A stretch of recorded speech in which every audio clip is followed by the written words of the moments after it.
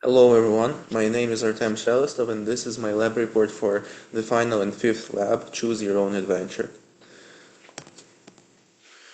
The purpose of this lab was to choose a process to model and then analyze it in GlowScript. I chose the video about the giant rope swing with the goals to find the tension, velocity and stretch of the string at the bottom. For this experiment, I used the Newton's second law and Hooke's law. Newton's second law states that the force acting on an object is equal to the mass of the object multiplied by its acceleration. So F net equals to ma, and F net is the sum of all forces, so F net equals to dp divided by dt. And also F gravity is m times g. And Hooke's law states that the F spring is negative L hat times K times S, where S is the stretch and L hat is the direction of the stretch. This data can be used to estimate acceleration and speed of the object at any given moment. The procedure was to model a person swinging on this rope, then analyze the movement to find the needed values.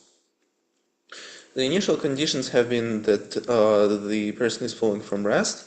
The initial position is 47.2400 meters, whereas 47.24 is the length of the rope in the video. And K was equal to 11,760 because that was a value for ropes I have found online. And the system was earth, rope, and person, with start time 0 and time step 1/105 seconds. So I chose to model the rope as a real rope which can stretch. So at first I found that the mass is 70 kilograms, which is a normal mass for a human. I set the position and velocity as said before, as well as time, delta t, and the constants. And these are the calculations for the forces and the energy. Then I set up the values to search for the value at the lowest point. So the important ones are the lowest y and the bottom speed and bottom stretch. Then the while loop calculates all the forces acting on the person, and then updates its position and velocity based on the velocity and position update formulas, and then recalculates the energy and plots it. And then we look for the lowest point of y and update the bottom stretch and bottom speed. So the results are the following, where the trajectory is a semicircle, and the following are the graphs of y and x positions over time, and the change in energy.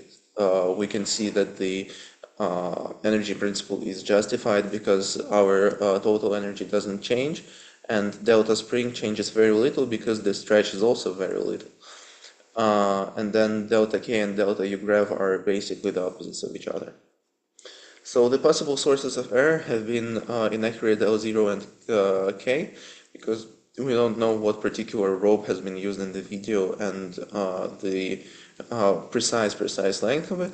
And also I didn't model drag, even though the speeds in this video were pretty high, so it can be a source of energy drain. So I think that for this model the energy principle is justified because the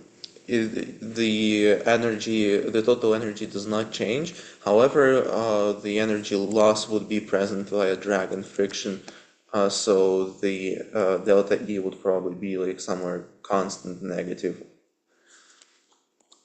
And the tension, velocity, and stretch of the string at the bottom of the spring, where the speed was this, about 6 and negative 17 meters per second in the x and y directions respectively. Delta x was about 6 centimeters, and the tension was about 1 kilonewton. Thank you very much.